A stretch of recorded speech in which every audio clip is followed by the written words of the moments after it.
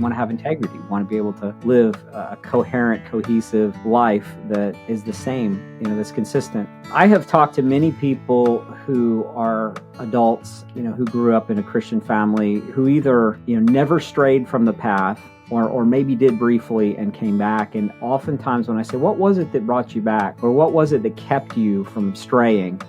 They will often say it was the consistency of my parents. It was the godliness of my parents just living out a real faith in front of me. I don't think there's any way that we could ever estimate how important that is within our lives, that our children see us genuinely doing our best to live in a way that pleases God.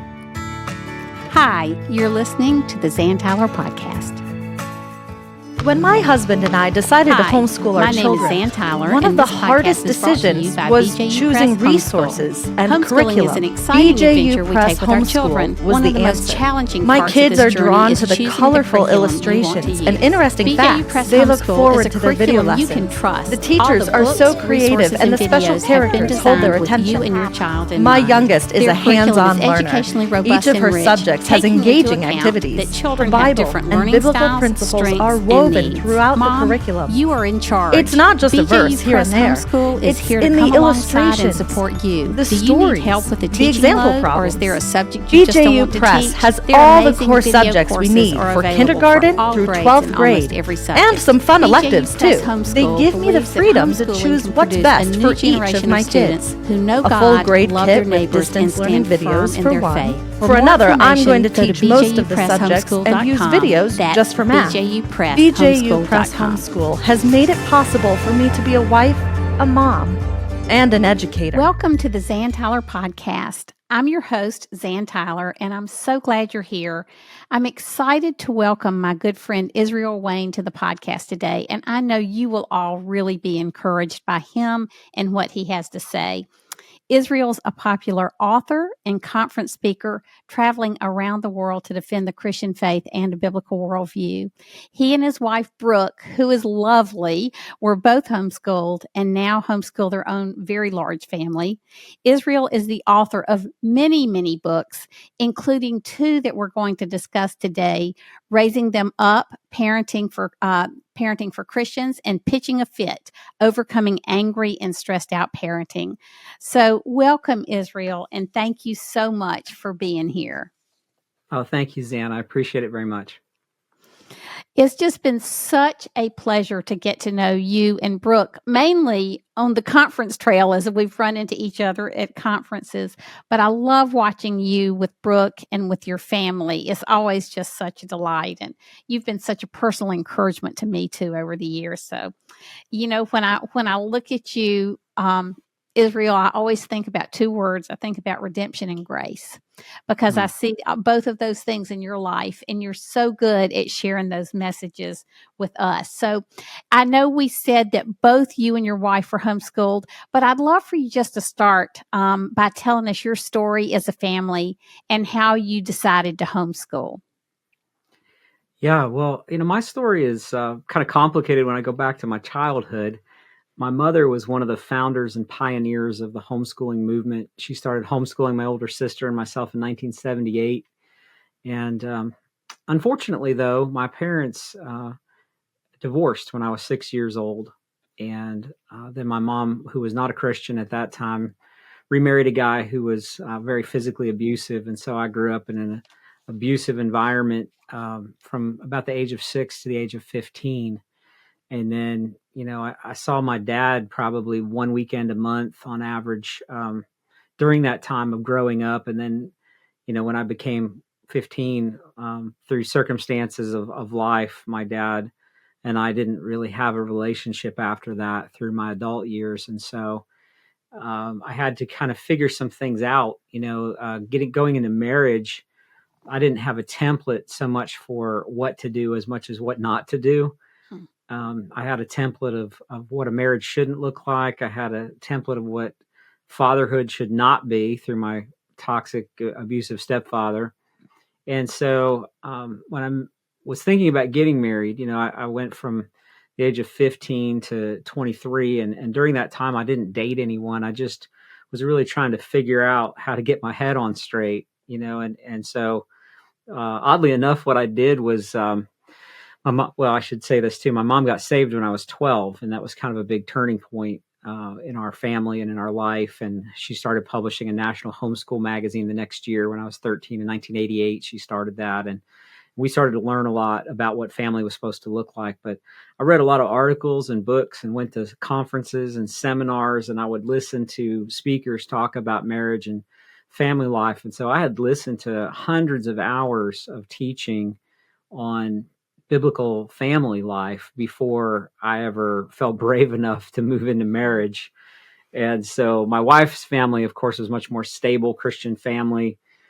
She was also homeschooled, and so we had that in common. So by the time that we got married, we decided that we wanted to have a large family. We wanted to homeschool all of our children from birth.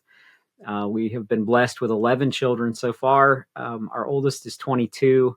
Our youngest is about 17 months, and we have 6 girls and 5 boys. So, God has really blessed me with the family that I didn't get to have growing up. God has blessed me to be able to have a clean slate going into marriage. And, I'm so thankful, as you said, for God's grace, because God gives us the ability to not have to repeat the cycle, to not have to parent in the way that we were parented, to not have to have a bad marriage just because our parents did. And so our ministry is called Family Renewal. And the Lord laid that on our heart coming up on, a decade ago. And it just has been interesting to see how a lot of people, because I come from a homeschooling background, they kind of assume that I also come from sort of a pristine bubble. Perfect family, yes. Yeah, the perfect family, exactly. And because I didn't come from that background, it just has given me a lot of hope for the families that we work with who are struggling with lots of different issues and maybe feel like they'll never be able to, experience God's grace in their situation because they weren't born into it. And that's the beautiful thing Israel, about God's grace. I have to tell you this. I mean, I knew you for years. Years before I ever heard your story. And it was interesting because hearing your story made your ministry so much more real to me. Because I was one of those people who thought, well, I love Israel, but he was homeschooled and he grew up in this perfect family and he can't relate to the rest of us. And then I hear your story, and it's such, like I said earlier, such a story of redemption and grace. And it makes everything you say so much more powerful because, like you say in one of your books, a lot of times history repeats itself. And by God's grace, you chose not to let that happen in your family. And it's such a testimony. So if you can break through the bounds of that, then I feel like there's hope for all of us. Absolutely. Yeah, God's grace is not given to us based on our lineage, right? And Mm-hmm. we see that all through the Bible too. God just reaches down and he picks people up out of terrible situations and says, I'm going to use you. And that's why we call it grace, right? Because we don't deserve it. We didn't earn it. It's just God in his kindness finds us and extends his love to us. And the response that we should have for that is just gratitude. And I live with that perpetually. There's one of your quotes I want to see. I think I wrote this down that I love in your book. And I've read so many of your books lately. You're going to if you want to point out which book it was, that's great. He can make something beautiful from all the mess. It necessitates absolute surrender. It takes throwing yourself on the mercy of God. But I just love that he can make something beautiful from all the mess, because there are a lot of days that all of us feel like a mess. Yeah, we do. And I think in some ways when we hit those days where we feel completely and totally inadequate for the task in front of us, I think that's actually a really healthy and good place to be. Because what do you do in those moments? I mean, sometimes you literally go in your bedroom, you close the door, you get on your face with your nose in the carpet, and you cry out to God and say, God, I can't do this. And I think that's just a really healthy posture. Because the scripture tells us that God opposes the proud, but he gives grace to the humble.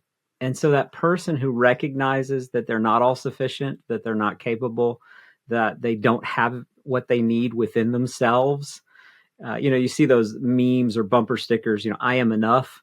Well, it's just a Mm-hmm. humanist mantra. It's not a biblical concept. We're not enough. And that's really, I think, when we come to that place where we recognize I'm not enough, and we see our need for Jesus, that's really where God's grace meets us. And we find that there's a power and there's a strength that comes from the life of Christ that flows in and through us, that enables us and equips us to be something that we can't be on our own in our natural self. And that is so powerful. So I want to read a quote from one of your books so we can talk about it for just a minute. One of the most tragic losses was the disintegration of the family culture, especially multi generational. And I know we've talked about that a little bit just in terms of your own family and why you would have such a heart for renewing and restoring the family as your ministry is devoted to. But do you have anything else you want to say about that? Yeah, I think when you look at a nation, for example, and you think about the strength of a nation, I mean, you remember Alexis de Tocqueville said that when he came to America and wrote about that in Democracy in America, that he came here and he said the strength of America is in its churches, and it's in people, it's in the houses of worship. But the church's strength is really made up of families, right? And Right. so the church is only as strong as the family units and the individuals that make it up. And so when you have a breakdown of the family, then you have a breakdown within the church, you have a breakdown within society. And so if you want to rebuild culture, if you want to rebuild civilization, you actually have to start with the thing that God told the Israelites at the very end of the book of Malachi, like the last chapter of the Old Testament. God was talking about how the nation of Israel had fallen into disrepair and was in a terrible place. And he said that what needed to happen was parents needed to turn their hearts to their children and children to the fathers and to the mothers. And, that was the thing that was going to happen, or God was going to strike their nation with a curse. And, Mm-hmm. and the curse really is just allowing the consequences of their choices to play out. I mean, it's That's as right. simple as that. Like, God just gives people over to the consequences of their choices. Let And me it ask is you this, terrible. not to interrupt you, but were you at the Global Home Education Conference in Russia back in 2018? I was at a precursor to that. So yeah, I was at a little conference, homeschool conference in St. Petersburg. That was sort of the lead up to the global conference in Moscow, but I didn't make it to the actual Moscow conference. Okay, so I want to tell you this because this was such a profound moment for me, and it just reminds me of what you just said. At one of the points in Moscow, we were in St. Petersburg, and then we went on to Moscow. My husband and I did. And one of the speakers was Father Dmitri, who is a Russian Orthodox priest. But he stood up. He was an elderly man. He looked like he was in his 80s. He's since gone to be with the Lord.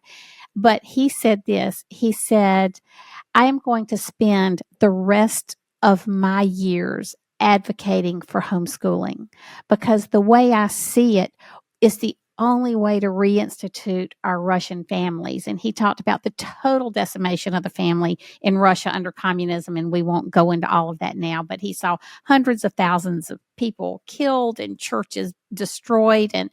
And he said, because the only way to build a strong culture is to have strong families who build strong churches, who build a strong Russian culture. And it's exactly almost word for word what you just said. Excuse me for interrupting you, but that scene is just playing over and over in my mind. We've got to, reinvigorate families. Yeah, absolutely. And I think the homeschooling movement is far different than how most people perceive it. Most people look at homeschooling as an academic choice on an educational smorgasbord. Hmm. And I don't look at it that way at all. I see the homeschooling movement as being a movement of God to turn parents' hearts back to their children. And in as much as that happens, we see blessing. Hmm. We have seen phenomenal fruit over the last 40 years of the homeschooling movement as God has graciously done that. He's turned parents' hearts to the children and children's hearts to the parents.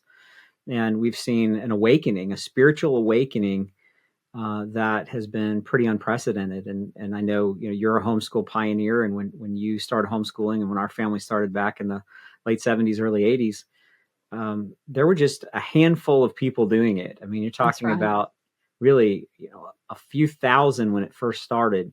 And now, a lot of estimates put it up about 5 million students now post COVID. So Yeah, with it's a post-COVID, it's a I've heard huge. like 10 million from reputable Yeah, sources. it It's it huge. depends, because a lot of people are doing these government at home programs as Mhm. well. Yeah. So you definitely get up into those numbers when you have some of the government homeschool hybrid situations. But probably for private homeschooling, we're probably sitting around 5 million right now, of those that are in homeschooling independently of the state. But it's just an amazing thing, and I think, even how God uses terrible things and finds a way to be redemptive inside of that. Even the COVID situation, as horrible as that has been for the world, there has been an awakening that's happened within families where people for the first time had their children home.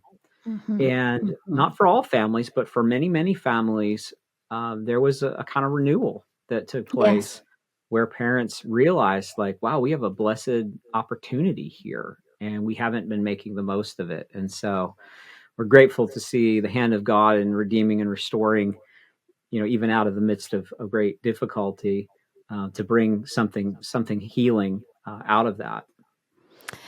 I was at a conference. I was speaking at the Idaho, no, not the Idaho, the Iowa Day at the Dome, Capitol Day, and a new homeschool mom came up to me and she gave me permission to share a story. Her name was Annie, and she said, my kids have been in church all their lives, and my kids have been in the public school district that we trusted. She said, then we started homeschooling because of COVID, and I was appalled at what I was hearing on the virtual classes from this district I trusted. I just felt like I could no longer trust what was being taught anymore. And then she said, I'd always thought my daughter had a learning disability, but all the teachers said, no, she'll outgrow it. Well, since I was in charge this year, I took her to a specialist. And sure enough, the doctor said, well, she is dyslexic. It would have helped a lot if you had her in 3 years ago. But then the final one, and this is what I thought about you, Israel, when she was telling me this story. She said, my son, who is ADHD, and I think he's 11, looked at me one day and they're using a Christian curriculum. And he said, Mom, did you know that God is in history and God is in math and God is in reading and he didn't say language arts, but that's what he was referring to. He said, God is in all of this. I did not know that till we started homeschooling this year. And she Wow. said, this was my son who had been in a church for 11 years. And so that kind of moves us into the whole discussion of biblical worldview and why that should be such an important part of our homeschooling as Christians. I wrote a book called Education, Does God Have an Opinion? And it's kind of unique in the sense that I go through each of the different academic disciplines and I talk about what does this subject reveal about the nature and character of God? Mm. Because I believe that the most important, most foundational principle in all of life is knowing God. John 17:3, Jesus said, this is eternal life, that they may know you, the only true and living God, and Jesus Christ, whom he has sent. So that's our primary purpose for existence, is knowing God and Jesus Christ. And yet we have separated out the knowledge of God into this little religious sphere. Like the way that we learn about God is at church and in small group or in Sunday school or whatever. We have this little religious sphere, but God doesn't relate to all the rest of life. God doesn't have anything to do with physics. He doesn't have anything to do with engineering or, the sciences or economics or whatever.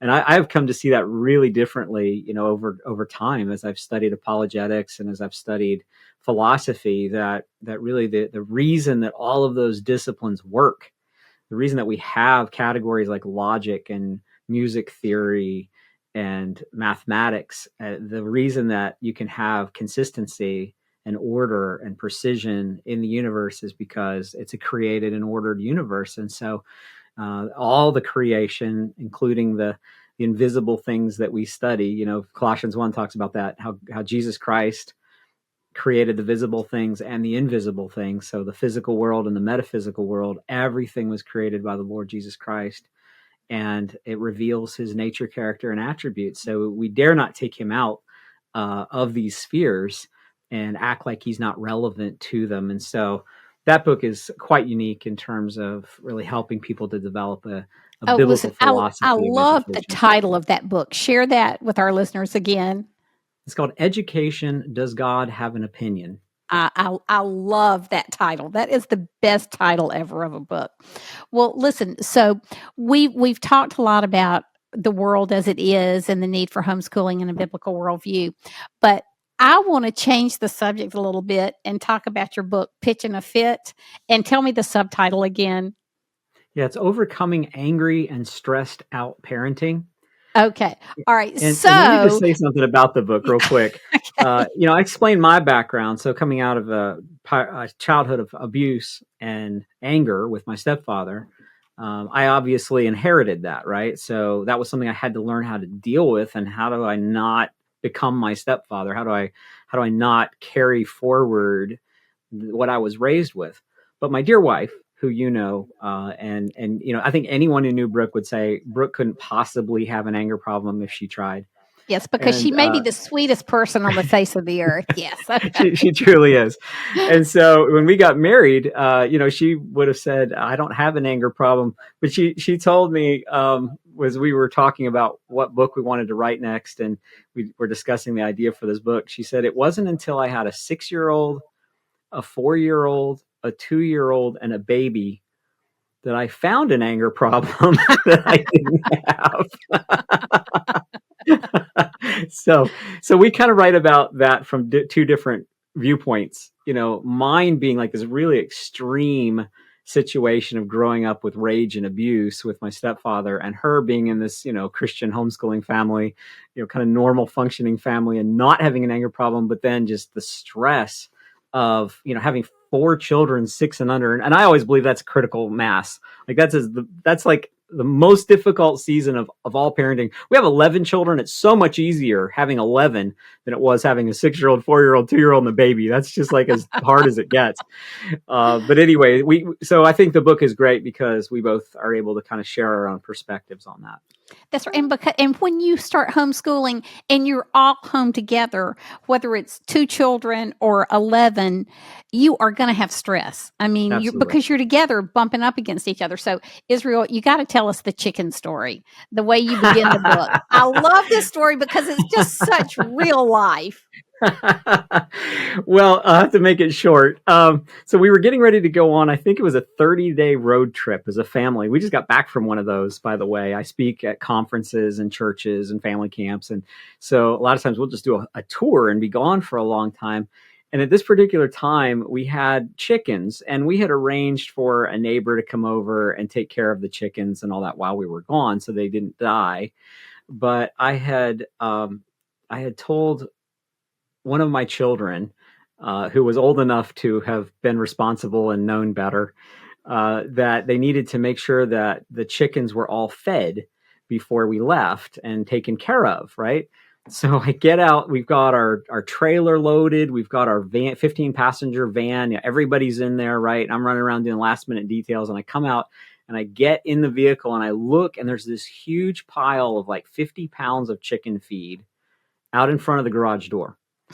And I'm thinking to myself, and there's like 20 chickens all climbing on this mound of chicken feed, pooping all over it.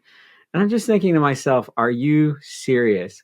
Like because we have to, like, we're leaving, right? And this was feed that was supposed to make it through the trip, and all this kind of thing. I was so mad. I got out of the vehicle, and I'm just thinking about, how do I not just completely lose it here in this situation, because I was so furious. And so I don't know. I paced out there outside the van for a very, very long time. I mean, like 3 minutes, something like that. But just everybody sitting at the time. It seemed like forever, but everybody's sitting in the van, and like everybody knows this is not going to be good. And I finally call the child who did it out of the vehicle, and I'm trying my best to be composed, but I'm just like, in what universe is this a good idea? It was just like, and so, and I didn't lose it. I didn't scream. I didn't cross any lines, but I was hot. I was really angry. And so I was like, get in the van. And so I get in the van and I'm about to drive off. And then I realized that, one of the habits that we have as a family before we go on a trip is we pray before we pull out of the driveway. I'm sitting there. I'm like, I'm in no mood to pray. I'm thinking God's not even going to listen to me right now because I'm such a bad place. And so, it was a situation where I had to repent to my child and to say, I just did not handle that well. Obviously there's a right way and a wrong way to feed the chickens. And, I think, that was not the right way to do it, but I need to respond in the right way. I need to respond in an appropriate way as well. And the thing about repentance that I've found is, it's not like a one-time thing where you get to do it once in your life and then you never need to do it again. Especially if you have a family, if you're married or you have children, you get opportunities to go back and revisit that place again and to just humble yourself and to confess and say, you know what, I did not do that well. I was wrong. And to seek forgiveness. And, and the thing for us as parents is if we don't do that, then our children will completely lose respect for us. So it's so important that we learn how to humble ourselves and confess our mistakes because they know it. They know we blew it. It's not like, well, maybe if I don't confess what I did wrong, maybe nobody will remember or nobody will notice that I was out of control or whatever. They notice. It's just that you have to repent for two reasons. Number one, for your own heart, right? Because it keeps our heart soft and moldable. Right. But then secondly, if you don't, you lose respect of your children and then you just don't have a relationship. Well, in your book, you talk a lot about being the same people at home that you are in public. And it's really hard. I mean, you just have to keep that leash short in terms of sinning against each other and keeping those relationships open. Because your kids know, I mean, boy, you can ask any of my children whom I all love to death and would die for, and my grandkids, but they know me. They know me. Yeah, for sure. And so I love the part where you talk about we just need to pretend like there's a video camera rolling all the time. And yeah, well, in the age of pocket dialing, right? I mean, I've had situations where people pocket dialed me and it was not pretty on the other end of the phone, people from my church, and things like that. And you catch a whole glimpse that you don't see on Sunday morning. And, what we don't want is we don't want our children to catch this, while we live a different way when people are watching than our private lives. That's right. We want to have integrity. We want to be able to live a coherent, cohesive life that is the same, that's consistent. And I have talked to many people who are adults, who grew up in a Christian family, who either, never strayed from the path or maybe did briefly and came back. And oftentimes when I say, what was it that brought you back?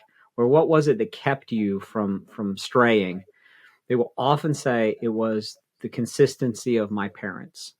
It was the godliness of my parents just living out a real faith in front of me. And not perfection. Got a hold of me. Right, not perfection, exactly. But genuine, authentic, real faith.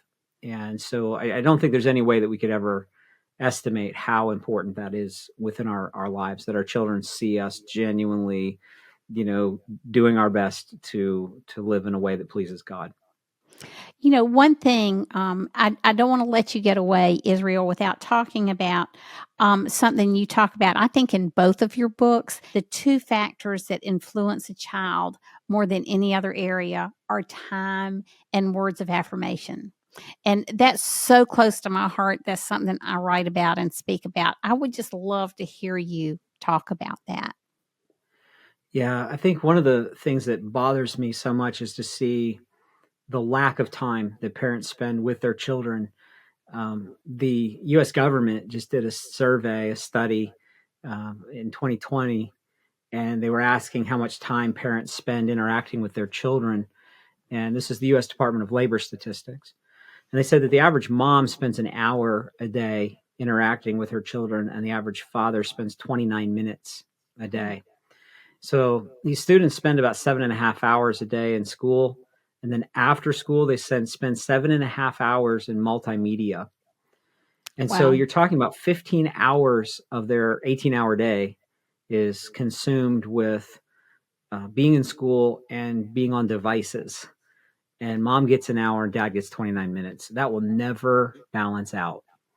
And so since time is the most important factor in influence, if you want to influence a person, you have to spend time with them. Mm-hmm. We have to think about, how can we buy back time? How can we get back time? And so one thing that is kind of an obvious with that is a homeschooling family buys back an awful lot of time. So that's super helpful in terms of building influence with your child. But then there's the question of, what do you do with it? And I know so many mothers, especially, who are so stressed out. They are so overwhelmed, oftentimes trying to live up to the expectations of everybody else, trying to please everybody else, trying to live up to the standards that their neighbors or their in-laws or their parents or people in church have for them, and the expectations of what their life is supposed to look like. They're just frazzled. They are defeated all the time because they feel like they never measure up. They never do enough. Their children are not in enough activities. Their children are going to miss out, and it's going to be all their fault, and their children are going to be failures in life, and just all this negative self-talk and fears and all of that. And so they make this time that they have at home with their children just be a drudgery. And the children feel the stress from the parent. They feel that frustration, and in their mind, how they process it. I'm sure it's not how the mothers want to communicate it, but in their mind, they feel like, my mom hates her life. She's angry. She's frustrated. She feels like she's a failure, and it's all because of me. And if I was just in school, then all this would go away. And so the child internalizes that. They put it all on themselves, and they feel like, I am responsible for my mother's unhappiness, which is not the case, right? But it damages relationships so deeply. We all want to be loved. We all want to be affirmed. We want to be accepted. We all want to be part of something bigger than us, which is why people join social clubs and fraternities and organizations and all of that. They want to be part of a community. Well, the family is our most basic community, and we all want to fit into that. And when you don't have love and acceptance from the parents within the family structure, then youth go find it somewhere else. They'll find it from a teacher. They'll find it from a peer group. They'll find it from a boyfriend or a girlfriend. They'll find it from a gang, from a cult. Like, there's a whole bunch of places that young people will go to try to find love and acceptance, many of which are negative. And so we believe very strongly that the first place where children need to know that they are valued and loved and affirmed needs to be in the home, verbalized consistently from the parents.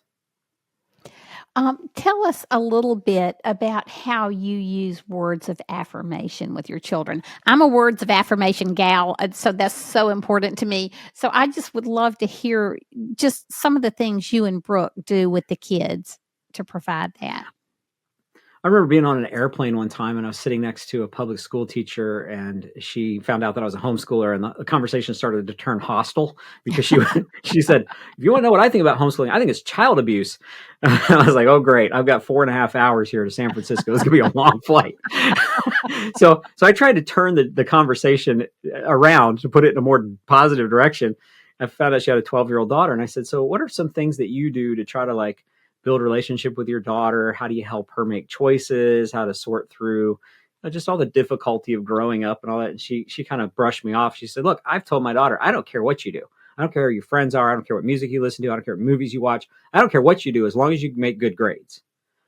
As long as you make good grades, we're good. That's all I care about. I was like, wow, that's but for many parents, my point with that, for many parents, the bar of acceptance for their child is performance-based. And so I try to make sure that my words of affirmation are not primarily based on performance.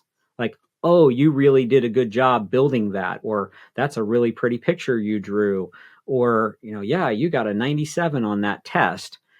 I want to try to make sure that the words of affirmation that I share primarily are centered on who they are as a person, and to enforce the value that they have just because they are loved by God, because they're created in his image, and because they are my child.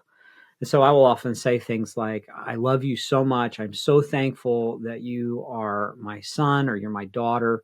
I can't imagine what our family would be like without you being a part of it. You bless us in so many ways. You bring so much joy to our home, to our family. I try to say things that are more about their personhood than about their performance. And because, there are some of those challenging, difficult children that sometimes you actually have to really reach for something to praise them for that they did well, right? Because some of them can just be like That's train wreck after train wreck after train wreck. And so if your words of affirmation are always predicated on waiting for them to have done something good, sometimes there's going to be huge long stretches where they don't hear anything positive from the parent. And that's not good. So I want to affirm my love for them, even when they're not doing well, even when they're not behaving well, to reaffirm and reestablish our love and commitment to them. And that even in times when we have to correct them or discipline them, it's for their good. I mean, Hebrews 12 talks about how God disciplines us for our good. God doesn't discipline us because he gets some joy out of it. He does it because it's necessary. It's for our good. I think our children need to know that we are for them. That the things that we do, even when they don't feel like we're for them, ultimately we're doing it because we really want what's best for them. And if they know that, if they feel that, and they buy into that, then we're going to have influence, and we're going to be able to have the kind of relationship we want to have with them when they are adults, not the kind of relationship where they don't want to see us anymore and they don't want to talk to us.